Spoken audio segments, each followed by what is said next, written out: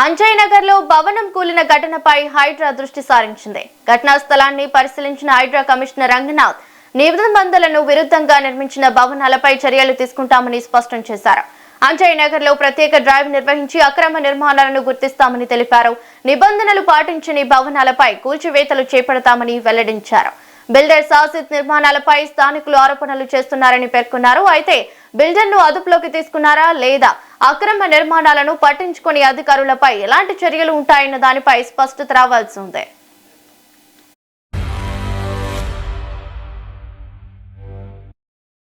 ఇక ఇదే అంశంపై పూర్తి డీటెయిల్స్ మా ప్రతినిధి శివ ఫోన్ ద్వారా అందిస్తారు. శివ, చెప్పండి.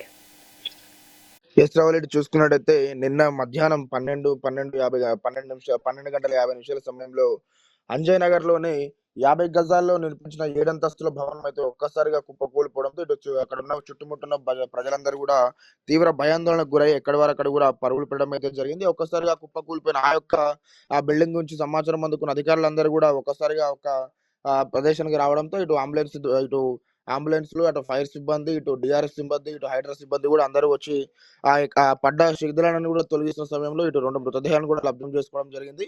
ఈ యొక్క సిచ్యువేషన్ అంతా కూడా చూసి హైడ్రా కమిషనర్ రంగనాథ్ గారు అయితే అక్కడికైతే రావడం జరిగింది. వచ్చి అంతా చూసిన తర్వాత ఆ యొక్క పక్కనే ఉన్న నాలాకు విరుద్ధంగా ఈ యొక్క కన్స్ట్రక్షన్ అయితే నిర్మిస్తున్నారని వాళ్ళైతే అధికారులు అయితే అందరూ కూడా పేర్కొని, ఇటువంటి భవనాలు ఏవైతే ఉంటాయో హైదరాబాద్ లో చాలా చోట్ల ఇటువంటి నాలా కానుకొని పర్మిషన్ లేకుండా 50, 100, 150 గజాల్లో ఏ విధంగా అయితే 6, 7 ఫ్లోర్ల అంతస్తులు భవనాలు అయితే నిర్మిస్తున్నారో అవన్నిటిని కూడా తక్షణమే మేము యాక్షన్ తీసుకుంటామంటూ కూడా ఆయన పేర్కొన్నారు. ఎందుకంటే ఈ యొక్క బిల్డింగ్ అన్ని కూడా కమర్షియల్ బిల్డింగ్లే కావడంతో ఇటు వాళ్ళు ఒక 50 నుంచి 70 లక్షల లోపే నాసి రకమైన కన్స్ట్రక్షన్ ని పూర్తి చేసి వాళ్ళు లక్షలాది రూపాయల రెంట్ వసూలు చేసుకునే ఆ యొక్క ధీమాతో ఉంటారు. కాబట్టి ఇటు వీళ్ళకు పర్మిషన్ లేకపోయినా కూడా ఇటు కన్స్ట్రక్షన్ అయితే వాళ్ళు చేస్తానే ఉంటారు. తర్వాత ఇటు కన్స్ట్రక్షన్ నిర్మించిన తర్వాత లక్షలాది రూపాయల రెంట్లు వసూలు చేసుకుని ఇటు ప్రజల యొక్క ప్రాణాలతో చెలగాటం ఆడుతున్నారంటూ కూడా ఇటు హైడ్రా కమిషనర్ అయితే ఒకసారిగా సీరియస్ అయిన సిచ్యువేషన్ అయితే మనం చూసుకోవచ్చు. కాబట్టి ఇటువంటి బిల్డింగ్స్ ఏవైతే ఉన్నాయో దీనిపైన తక్షణం యాక్షన్ తీసుకుంటామో, తర్వాత ఇటు బిల్డర్ కానీ ఇటు ఓనర్ కానీ ఎవరైతే ఈ యొక్క కొండాపూర్ బిల్డింగ్ సంబంధించి ఓనర్ కానీ అటు బిల్డర్ కానీ ఉన్నారు వారిపైన కూడా లీగల్ గా కూడా యాక్షన్ తీసుకుంటామంటూ కూడా చెప్పారు. రావాలి. ఎస్ శివ, మరి బిల్డర్ సాజిద్ ను అదుపులోకి తీసుకుందాం హైడ్రా, లేదా మరి అధికారులు నిర్మాణాలు పట్టించుకుని అధికారులపై ఎలాంటి చర్యలు తీసుకునే అవకాశం ఉంది? చూసినట్టయితే ఈ యొక్క బిల్డర్ ఎవరైతే ఉన్నారో అతనిపై అయితే అధికారులు అయితే కేసును అయితే నమోదు పెట్టారు. కానీ ప్రస్తుతం అయితే సాజిద్ అయితే పరారీలో ఉన్నట్టుగా కూడా సమాచారం. అంటే పోలీసులకైతే ఇంకా అందుబాటులోకి కూడా రాలేదు అని సమాచారం. తర్వాత ఈ యొక్క సంబంధించిన అధికారులు కానీ, జిహెచ్ఎంసీ అధికారులు కానీ, టౌన్ ప్లానింగ్ కానీ అధికారులు ఎవరైతే ఉంటారో వారిపైన కూడా చర్యలు తీసుకునే అవకాశం ఉంది. ఎందుకంటే ఒక బస్తీలో ఇటు పర్మిషన్ లేకుండా నిర్మించుకునే అవకాశమే ఉండదు. ఒకవేళ ఉన్నప్పటికీ కూడా అటు G+1 కానీ ఇటు G+2 కానీ మాత్రమే కన్స్ట్రక్షన్ చేసుకునే అవకాశం ఉంటుంది. అయితే వీళ్ళు ఎన్ని భవనాలు అంటే ఇంత ఫ్లోర్ల అంటే 6 ఫ్లోర్లు 7 ఫ్లోర్లు కడుతున్నప్పుడు దానికి సంబంధించిన అధికారులు ఏం చేస్తున్నారు అనేది కూడా ఇక్కడ క్వశ్చన్ మార్క్ అయితే రైజ్ అవుతుంది. ఎందుకంటే ఇటు చూసినట్టయితే పర్మిషన్ లేకుండా కట్టడానికైతే ఇటు టౌన్ ప్లానింగ్ ఆఫీసర్లు కానీ ఇటు జిహెచ్ఎంసీ అధికారిని అసలు కంపల్సరీగా ఇటు నిరాకరిస్తారు. కానీ ఇక్కడ ఈ విధంగా కట్టారంటే మరి ఇందులో అధికారులు కూడా హస్తం కూడా ఉంటుంది. కాబట్టి అధికారులు కూడా లంచాలు తీసుకునే అవకాశం కూడా ఉంటుంది. కాబట్టి దీనిపైన అధికారులందరూ కూడా సీరియస్ అయ్యి ఇక సంబంధించిన అధికారుల పైన కూడా యాక్షన్ తీసుకునే అవకాశం అయితే కనిపిస్తుంది. రావాలి. తర్వాత ఇటు ఓనర్ పైన, తర్వాత ఈ యొక్క బిల్డర్ పైన కూడా చర్యలు అయితే తప్పవు అని కూడా అధికారులు అయితే పేర్కొంటున్నారు.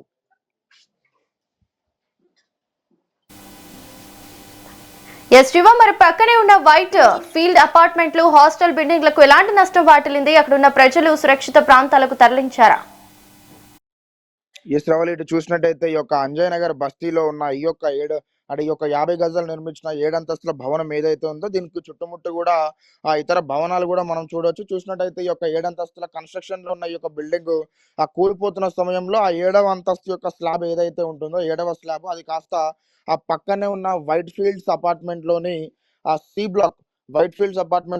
బ్లాక్ పైన కూలడంతో ఆ యొక్క సి బ్లాక్ కూడా అంతా వన్ సైడ్ అంతా కూడా అది డ్యామేజ్ అవుతూ రావగా అందులో ఉన్న పలువురికి కూడా గాయాలైన పరిస్థితి మనం చూస్తాం. వెంటనే ఇటు పోలీసు వారు, ఇటు ఇతర సహాయ బృందాలు అందరూ కూడా ఆ యొక్క వైట్ ఫీల్డ్ సి బ్లాక్ లో ఉన్న ప్రజలందరినీ కూడా తక్షణమే అక్కడ నుంచి ఖాళీ చేపించి సురక్షిత ప్రాంతాలకు అయితే తరలించడం అయితే జరిగింది. తర్వాత చూసినట్టయితే ఈ యొక్క కుప్పకూలిపోయిన బిల్డింగ్ ఏదైతే ఉందో ఆ యొక్క బిల్డింగ్ జస్ట్ పక్కనే మనం చూసినట్టయితే ఒక ఏడంతస్తుల ఇంకొక బిల్డింగ్ కూడా ఉంది. అది కూడా సుమారు ఒక 80 గజాల నుంచి 90 గజాల వరకు మాత్రమే ఉంటుంది. ఆ యొక్క బిల్డింగ్ మనం చూసినట్టయితే అది కూడా దాదాపు 4 ఫ్లోర్ల వరకు కూడా అది డ్యామేజ్ అయినట్టు కూడా కనిపిస్తుంది. ఇంకా బాగా క్షుణ్ణంగా గనక మనం చూసినట్టయితే ఆ యొక్క బిల్డింగ్ యొక్క కింద గ్రౌండ్ ఫ్లోర్ ఉన్న పిల్లర్స్ కూడా బాగా దెబ్బతిన్న దృశ్యాలు మనము చూడొచ్చు రావాలి. సో, అది ఒకవేళ దానిపైన గనక దృష్టి పెట్టకుంటే రేపో ఎల్లుండో కూడా అది పడిపోయే సిట్యుయేషన్స్ కూడా మనకు కనిపిస్తున్నాయి. సో, ముఖ్యంగా ఈ యొక్క నాసిరకం కన్‌స్ట్రక్షన్ వల్ల, ఈ యొక్క కట్టిన నాసిరకం కన్‌స్ట్రక్షన్ వల్ల ఇటు పక్కన చూసినట్టయితే ఇటు సి బ్లాక్‌లో ఉన్న వైట్ ఫీల్డ్స్ అపార్ట్‌మెంటు, ఆ తర్వాత ఆ పక్కనే ఉన్న ఒక హాస్టల్ అన్నమాట. అది కూడా ఒక 7 ఫ్లోర్ల హాస్టల్‌లో అది కూడా ఒక 4 ఫ్లోర్ల వరకు కూడా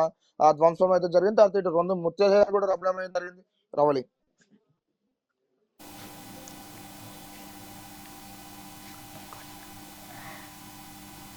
మరి అదే ప్రాంతంలో నిర్మాణ నాణ్యత నిర్ధారించడానికి ప్రత్యేక సర్వే ఏమైనా చేపడుతుందా ప్రభుత్వం?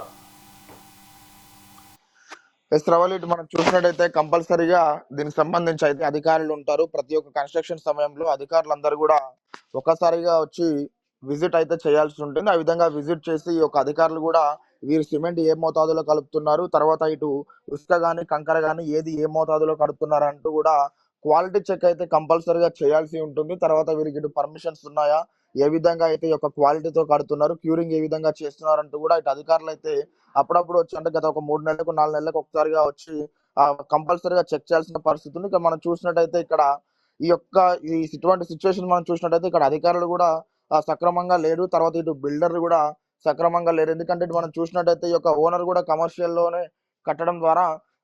పర్పస్ లోనే కట్టడం ద్వారా అతను కూడా చాలా చిన్న, అంటే ఒక 50 గజాలలోనే 7 అంతస్తులు లేపి తక్కువ అమౌంట్ తో దాని యొక్క కన్‌స్ట్రక్షన్ గనుక పూర్తి చేస్తే రానున్న రోజుల్లో భారీ లాభాలు కూడా ఆశించొచ్చు అనే ఒక దుర్బుద్ధితో అయితే పర్మిషన్ లేకుండా కూడా ఇటు కట్టడం.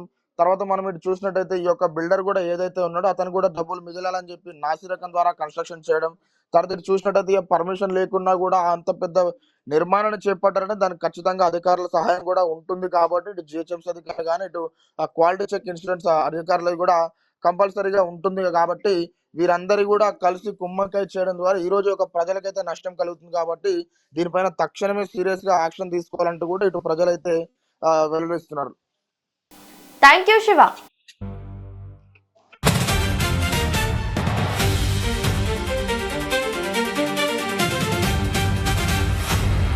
వీళ్ళు 50 గజాలు 8 లక్షలు వాళ్ళు రెంట్స్ తీసుకున్నారని చెప్పి కూడా చెప్పడం. సాజిద్ అని ఇతను పక్కన కూడా ఒక 2 బిల్డింగ్స్ అతనే పెట్టినాడని కూడా చెప్తున్నారు. అవన్నింటిలో కూడా ఒక్కొక్క బిల్డింగ్ 8 లక్షలు చెప్తున్నారు. సో ఈ బిల్డింగ్స్ అన్నింటినీ కూడా ఇప్పుడు మేము already with town planning and అలాగే సైబరాబాద్ మున్సిపల్ కార్పొరేషన్ అధికారులతో పరిశీలించడం జరిగింది. ఏదైతే అనాథరైజ్డ్ ఈ నాలా ఎంబటి ఉన్నటువంటి ఇవన్నీ కూడా అనాథరైజ్ స్ట్రక్చర్స్ ఉన్నటువంటి వాటిని కూడా దాదాపు 12 బిల్డింగ్స్ ఉన్నాయి. ఆ బిల్డింగ్స్ అన్నింటినీ కూడా అట్లానే డ్యామేజ్ అయినాయి. బిల్డింగ్స్ కూడా కొన్ని ఇబ్బంది పడటం వల్ల ఆ పక్క బిల్డింగ్లన్నీ డ్యామేజ్ అయినాయి. అవి కూడా చాలా, అంటే దాన్ని ఖాళీ చేయించి అన్నింటి కూడా డిమాలిష్ చేయడం జరుగుతుంది.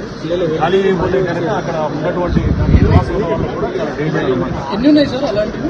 అలా ఉన్నాయి. దానికి ఆనుకుని దాదాపు 4-5 బిల్డింగ్లు ఉన్నాయి. ఇప్పుడు ఏదైతే ఈ మనం ఉన్నటువంటి జయదర్శిని రెసిడెన్సీలో కూడా పక్కన బిల్డింగ్ కూలటం అవుతుంటే ఆ బిల్డింగ్ గోడలు కూడా మొత్తం విరిగిపోయి దీంట్లో వీళ్ళ ఇళ్లలో పడుకున్న వాళ్ళకి కూడా దాదాపు ఎవరికి ఇంజూరీ అయింది సార్. ఇంజూరీ కొంతమంది అయింది కానీ బట్ ఎవరికి తీవ్రమైన ఇబ్బందులు లేదు. చిన్న బిల్డింగ్ 50 గజాలు 8 లక్షలు వాళ్ళు రెంట్స్ తీసుకున్నారని చెప్పి కూడా చెప్పడం. సాజిద్ అని ఇతను పక్కన కూడా ఒక 2 బిల్డింగ్స్ అతనే పెట్టినాడని కూడా చెప్తున్నారు. అవన్నింటిలో కూడా ఒక్కొక్క బిల్డింగ్ 8 లక్షలు చెప్తున్నారు. సో ఈ బిల్డింగ్స్ అన్నింటినీ కూడా ఇప్పుడు మేము already with town planning and అలాగే సైబరాబాద్ మున్సిపల్ కార్పొరేషన్ అధికారులతో పరిశీలించడం జరిగింది. ఏదైతే అనాథరైజ్డ్ ఈ నాలా ఎంబటి ఉన్నటువంటి ఇవన్నీ కూడా అనాథరైజ్ స్ట్రక్చర్స్ ఉన్నటువంటి వాటిని కూడా దాదాపు 12 బిల్డింగ్స్ ఉన్నాయి. ఆ బిల్డింగ్స్ అన్నింటినీ కూడా అట్లానే డ్యామేజ్ అయినాయి. బిల్డింగ్స్ కూడా కొన్ని ఇబ్బంది పడటం వల్ల ఆ పక్క బిల్డింగ్లన్నీ డ్యామేజ్ అయినాయి. అవి కూడా చాలా, అంటే దాన్ని ఖాళీ చేయించి అన్నింటి కూడా డిమాలిష్ చేయడం జరుగుతుంది. ఖాళీ అయిపోతే కనుక అక్కడ ఉన్నటువంటి కూడా చాలా డేంజర్ ఎన్ని ఉన్నాయి సార్ అలాంటివి? అలా ఉన్నాయి. దానికి ఆనుకుని దాదాపు 4-5 బిల్డింగ్లు ఉన్నాయి. ఇప్పుడు ఏదైతే ఈ మనం ఉన్నటువంటి జయదర్శిని రెసిడెన్సీలో కూడా పక్కన బిల్డింగ్ కూలటం అవుతుంటే ఆ బిల్డింగ్ గోడలు కూడా మొత్తం